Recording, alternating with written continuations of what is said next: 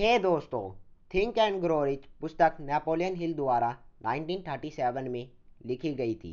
इस पुस्तक को लिखने की प्रेरणा ऑथर को स्टील किंग एंड्रयू कार्नेगी से मिली। ऑथर ने इस पुस्तक को लिखने के लिए 500 से अधिक अमीर लोगों के इंटरव्यू लिए और 20 साल से अधिक का समय लगाया। इस पुस्तक में ऑथर ने अमीरों के सीक्रेट के बारे में बताया है, जिनके बारे में हम इन 13 स्टेप्स में पहले ही जान चुके हैं, जो कि हमने think and grow rich book summary के पार्ट नंबर 1 और 2 में दिए हैं। ऑथर ने इस बुक के चैप्टर में जो भी लिखा है उसे अपनी लाइफ में आजमाया भी। नेपोलियन हिल का बेटा जब धीरे धीरे बड़ा हुआ तो उन्हें पता चला कि वह न तो बोल सकता है न ही सुन सकता है। उनके डॉक्टर ने बताया कि बच्चा आजीवन ऐसा ही रहेगा। अगर कोई आम आदमी होता तो वह अपने बच्चे की नियति मान लेता, परंतु नेपोलियन हिल ने तय किया कि वह अपने बच्चे में बोलने और सुनने की इच्छा पैदा करेंगे। इसलिए वह बच्चे के कान के पास बार बार यह दोहराते थे कि तुम चाहो तो बोल और सुन सकते हो। वह बच्चा अपने पिता की बातें सुन तो नहीं पा रहा था, परंतु वह उस पॉजिटिविटी को महसूस कर रहा था जो उसके पिता उसके माइंड में डालना चाह रहे थे।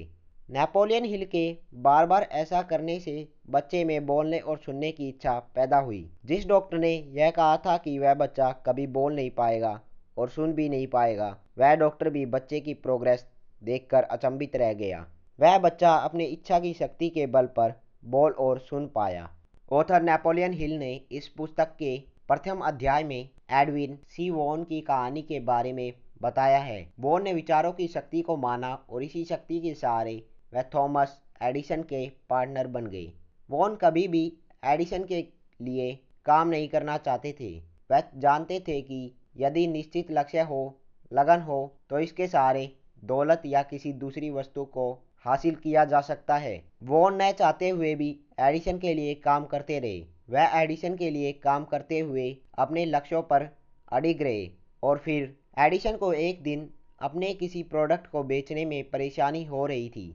उसकी पूरी टीम बहुत मेहनत करने के बावजूद उस प्रोडक्ट को बेच नहीं पा रही थी। वो ने आगे बढ़कर इस प्रोडक्ट को बेचने की अनुमति मांगी और पूरे अमेरिका में इस प्रोडक्ट को इतनी ज़्यादा सेल की कि एडिसन ने भविष्य में उन्हें अपने सभी प्रोडक्ट को बेचने के लिए पार्टनर बना लिया।